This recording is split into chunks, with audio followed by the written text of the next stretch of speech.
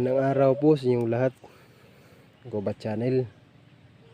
So, kung baguhan pa lamang kayo sa munting channel na to, no? Sana po huwag niyong kalimutan mag-subscribe. Tsaka huwag niyo rin kalimutan na i-hit yung notification bell natin dyan para lagi naman kayong updated sa susunod pa nating hunting adventure. Pero wala po tayong hunting adventure ngayon, no? Kasi nga wala tayong maayos na pangati. Nag-iisa lang po kasi yung gagawin ko sanang pangati, yung pangati na si Gubat, no?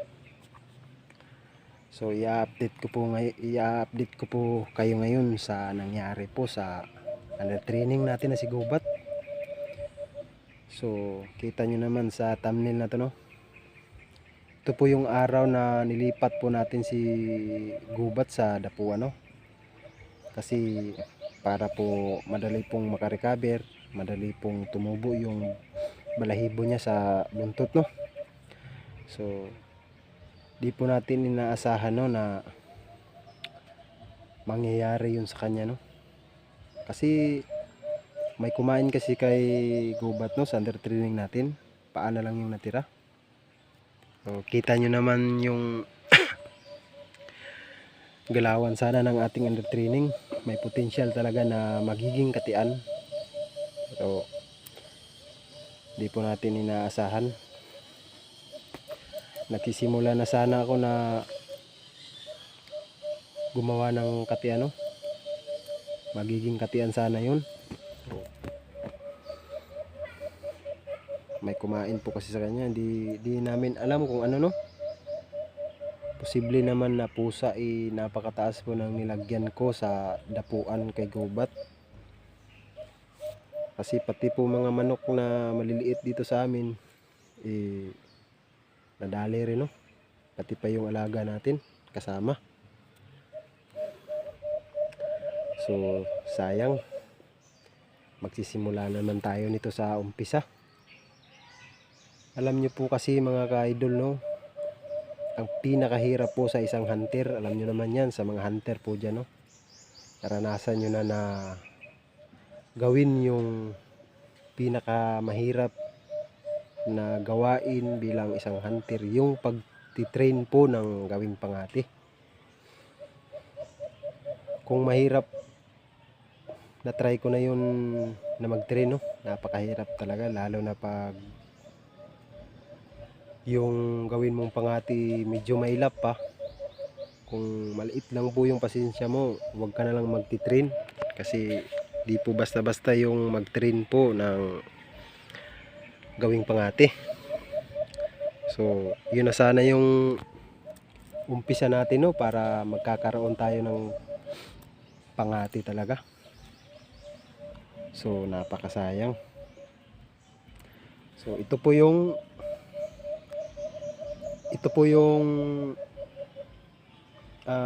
natira sa katawan ng under training natin, no? So paano lang yung natira, tingnan nyo naman. Ganyan po yung nangyari sa kanya. Napakasayang. So yung narinig po ninyo ngayon na humuhuni is inakay po yun, no?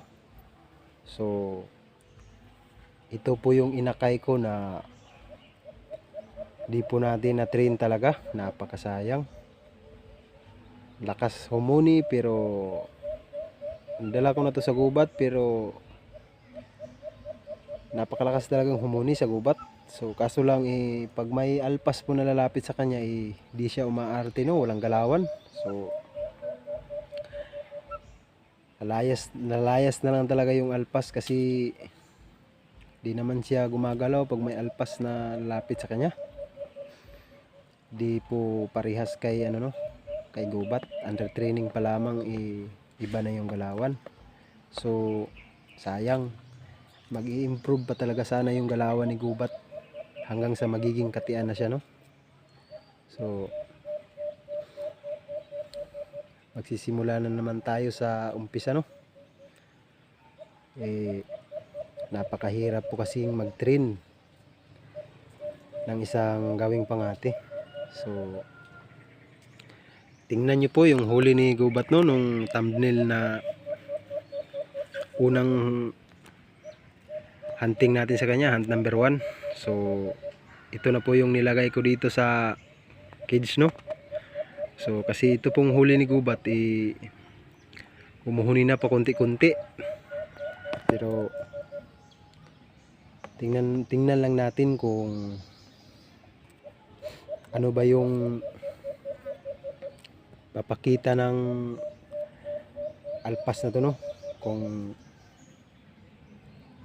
hunihin ba talaga sa Gubat. Kasi may nakita po kasi akong potential sa kanya na huhuni talaga siya, pero tingnan lang natin. Pero kung di pa kasi natin ma-train kasi nga bago pa pakunti-kunti pa yung huni niya. So tingnan nyo po yung huli ni Gubat. Yan po yung huli ni Gubat no. Napakalaking alpas po yan mga ka-Gubat.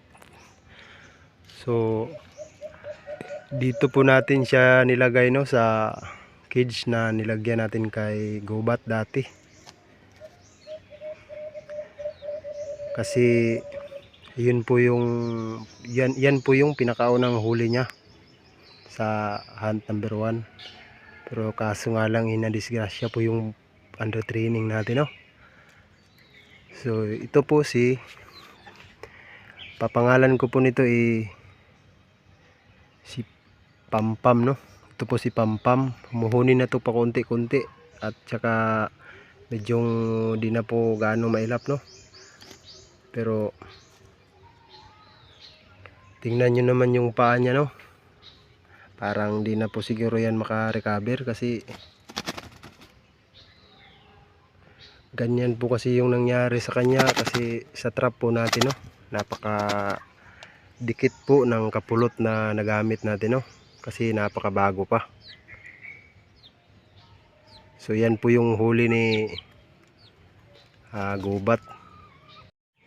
Tsaka dito natin nilagay si Gubat no. Napakataas po ng nilagyan natin sa kanya ng kung ano ba yung kumain sa kanya no. Tingnan nyo po, napakataas na ng nilagyan ko, pero naabot pa talaga no. Inabot pa talaga yung the training natin. Siguro gutom na gutom siguro yung kung ano man yung kumain sa kanya no. So papakita ko po sa inyo yung inakay ko no. Tingnan nyo po yung inakay ko.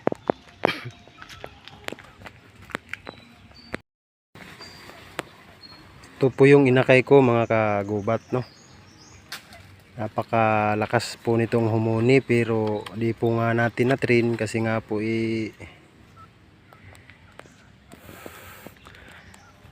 wala pong galawan no. So kita nyo naman yung galawan niya pag makakita po ng tao no. Kasi napakasanay na po nito na alimoko no. Napakasanay na po sa tao kasi nga inakay no. Ganito yung ginagawa niya pag nakakita ng tao, pero pag sa Gubat na di po to ganito. Napakasayang no. Pero bata pa naman to, mga 5 years pa to sa akin. Paglaki niya dito na to sa akin. So ito po yung inakay na babae po ito mga ka-idol. Putong babae no. So tingnan nyo naman yung galawan niya no, pag may taong makita niya. Yan po si Atang no. Di natin na dala pa sa Gubat no. Tingnan nyo naman yung pakpak niya no. Nagpalit po kasi siya ng balahibo no. Baka kasi kung i-hunting natin siya, baka po kasi di po siya humuni no. So bang-abangan na lang po natin na tumubo yung balahibo niya. Isang buwan na to mahigit, pero di pa natin nakita yung galawan nito no. Sayang. Sasauli ko na sana to, pero Sinabihan po kasi ako ng mga may-ari nito na antayin lang na tumubo yung balahibo niya, no? Para po yung huni niya tuloy-tuloy na, no? Para po madayo na po natin siya sa hunting, no? So abang-abangan nyo na lang, no? May katagalan po siguro yung pagtubo ng balahibo niya bago natin ito ma-hunting, no? Madala sa gubat. So yun na nga, no? Yung alaga natin. So yung huli ni gubat, tsaka si Atang, tsaka yung inakay, no? Pinangalanan ko po yung nahuli ni gubat na Pampam, no? So sa thumbnail po na ito po yung pangati na nahiram ko, no? So ito po yung huli niya, dalawa, nasa cage stock po. Sa cage stock ko po nilagay. So tingnan nyo po mga ka-idol, no? Nga po mga ka-idol, mga kagubat. So yun po yung huli ng pangati na nahiram natin, no? Na veterano, no? Napakadali lang pong nakuha ng pangati na nahiram natin, no? Ito yung nakuha niyang dalawa. Ilang oras lang po tayo naghunting, no? Pero dalawa agad yung nakuha.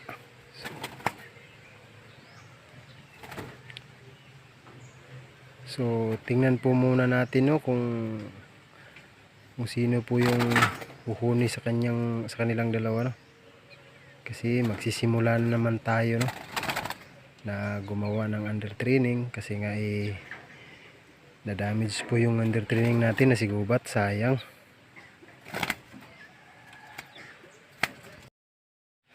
So yun na nga, no, hanggang dito na lang po yung video natin ngayon, no. So sana po nagustuhan nyo tong video, no, at huwag nyo kalimutan mag-like, no, mag-share, tsaka mag-comment na rin po kayo kung ano po yung gusto nyong i-comment dyan lang po sa baba, no. So maraming salamat po sa solid na sumuporta sa munting channel na ito, no, Gubat Channel. So maraming pong salamat sa inyo, tsaka sa baguhan pa lamang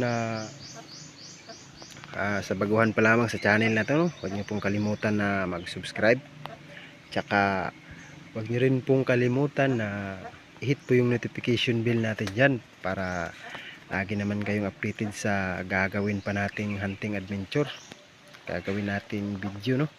So antay-antay lang po kayo, no, sa hunting adventure natin kasi wala pa kasi tayong nakikita na gawing under training, no, kasi nga di pa humuhuni yung mga itong huli ni gubat, no. Medyo pakunti-kunti pa lang yung huni niya. So abang-abangan nyo na lang, tsaka itong under training na si Atang, no. So abang-abangan nyo kasi di pa po natin madayo sa hunting, no, kasi nga tumutubo pa yung mga balahibo niya, nagpalit po kasi ng balahibo. So abang-abangan nyo na lang. So hanggang dito na lang, no. Maraming salamat po. God bless po sa inyong lahat.